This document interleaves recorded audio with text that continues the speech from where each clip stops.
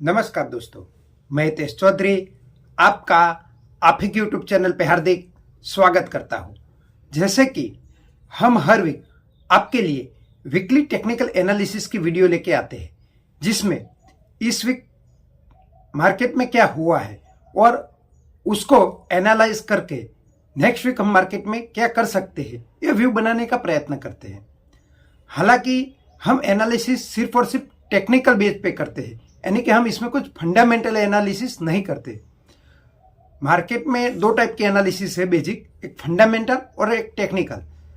जो technical analysis है वो स्ट्रॉन्ग मानी जाती है, क्योंकि फंडामेंटल एनालिसिस करना हर किसी के बस की बात नहीं है।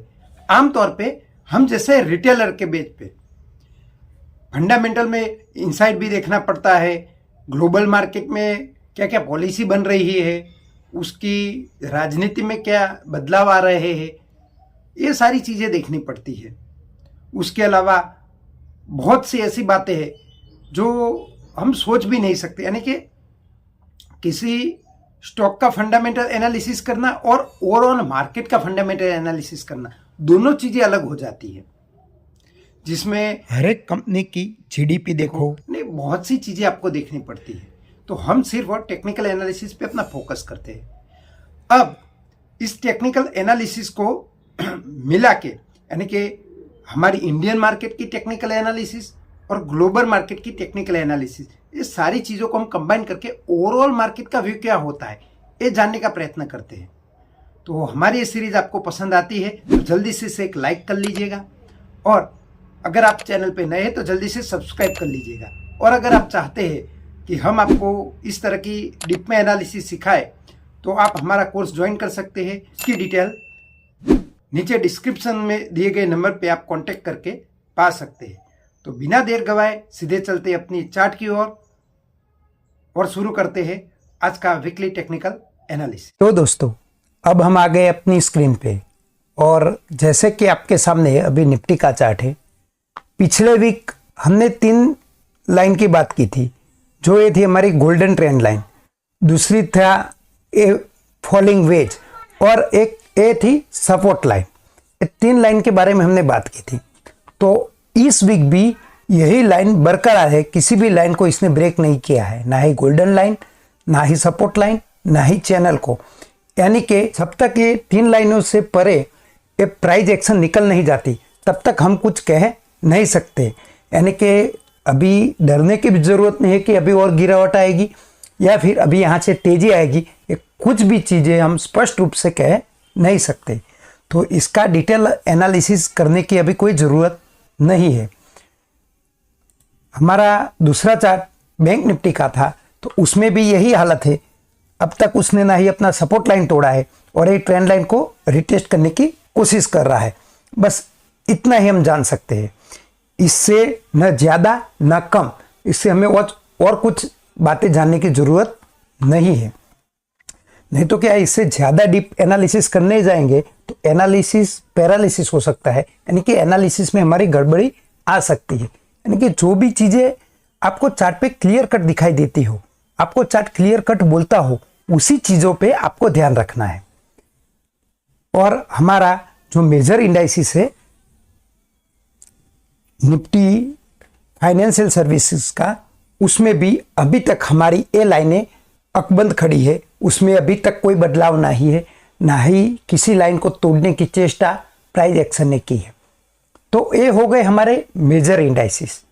अब हम हर बार की तरह इस बार भी कुछ सेक्टोरियल इंडाइसिस भी देखेंगे, जिसमें सबसे पहले मिड कैप निफ्टी का हम चार्ट देखते हैं।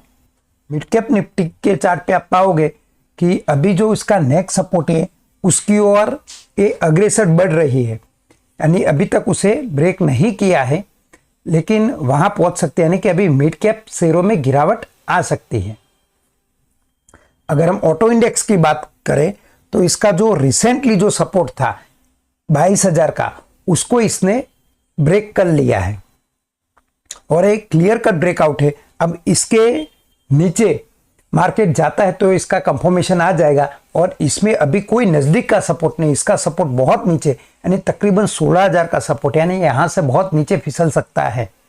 तो ऑटो इंडेक्स में भी ज़रा डरने वाली बातें अभी चार्ट पे हमें दिख रही है। अगर हो सके यहाँ से ट्रेंड लाइन को तोड़ दे, ये जो डाउन स्लोप ट्रेंड लाइन आ रही है, अगर इसको ब्रेक कर ले तो इसमें तेजी आ सकती है। और हर बार की तरह हम बता दें कि यहाँ हाई लो और लो लो की श्रेणी बनी है, यानी कि डाउ थियरी के हिसाब से ये डाउन ट्रेंड में है। इसके अलावा हम अगर एनर्जी इंडेक्स की बात करें तो वो अपने सपोर्ट पे पहुंच चुका है। अब यहाँ से प्राइस एक्शन हमें क्या बताता है वो देखने की जरूरत है। अगर यहाँ पे हमें कोई अच्छी सी कैंडलस्टिक पैटर्न या चार्ट पैटर्न दिखाई देती है तो यहाँ से रिवर्सल के संकेत हमें मिल सकते हैं। तो एनर्जी इंडेक्स के जितने भी कंपोनेंट है उस पर हमारी निगाहें गड़ा के हमें रखनी है। अगर एफएमसीजी सेक्टर की बात करें तो ये तो गिरे ही जा रहा है और इसका जो नज़दीक का भी सपोर्ट है वो 51,000 के आसपास का है, हो सके इस लेवल को टच कर दे। अगर हम मेटल इंडेक्स की बात करें तो मेटल इंडेक्स में भी ठहराव दिख रहा है। वो अपने सपोर्ट लाइन की नज़दीक पहुंच के तकरीबन गिने तो 1 2 3 4 5 6 और 7 वीक्स यानी कि तकरीबन 2 महीने से उसी दायरे में अभी अपना कारोबार कर रहा है। अगर आप इसे बॉक्स पैटर्न यानी कि डार्वस बॉक्स ड्रॉ करना चाहे तो यहाँ पे आप आराम से कर पाओगे। तो आपको पता चलेगा कि यहाँ पे एक बॉक्स पैटर्न बन रहा है, यानी कि बॉक्स का ब्रेकआउट या ब्रेकडाउन होने पे हमारा नेक्स्ट डिसीजन कर सकते हैं हम। अगर हम फार्मा इंडेक्स की बात करें तो ये भी अपना जो सपोर्ट लाइन है उसको टच कर दिया है। अब इसके लिए जो नेक्स्ट सपोर्ट है वो यहाँ पे तकरीबन रहेगा, यानी कि 18,500 के आसपास का उसका नेक्स्ट सपोर्ट रहेगा।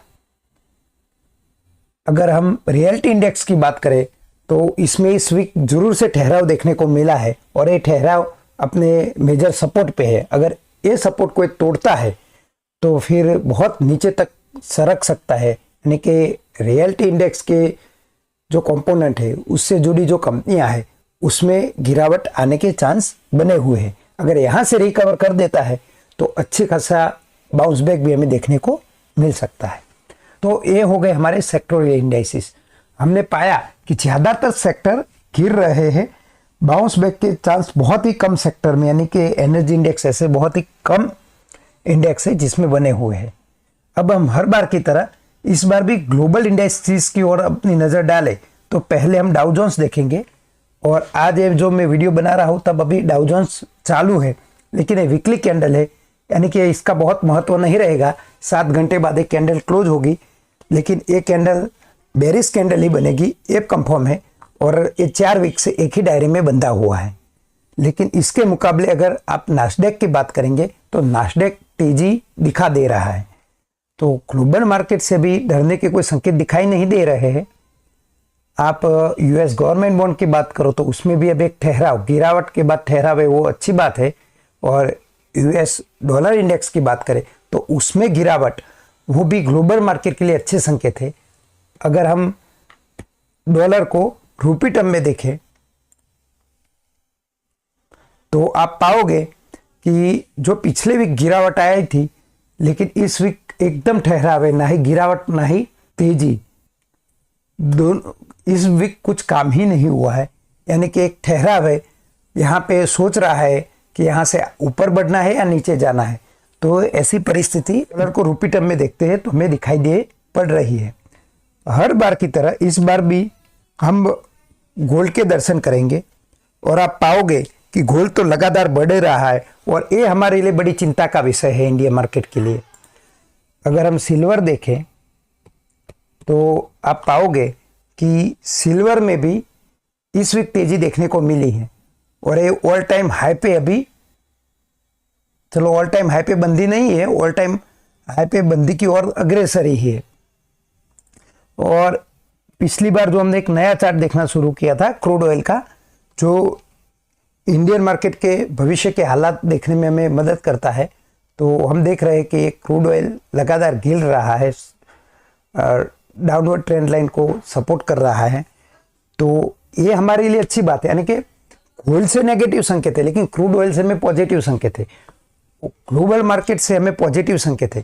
तो कुल मिला के कि इतनी फियर मार्केट में लाने की भी जरूरत नहीं है। तो आज की वीडियो में हम इतना ही रखते हैं फिर से इसी तरह की एनालिसिस लेके नेक्स्ट वीक आपके सामने पेश हो गए। तब तक के लिए जय हिंद, जय भारत।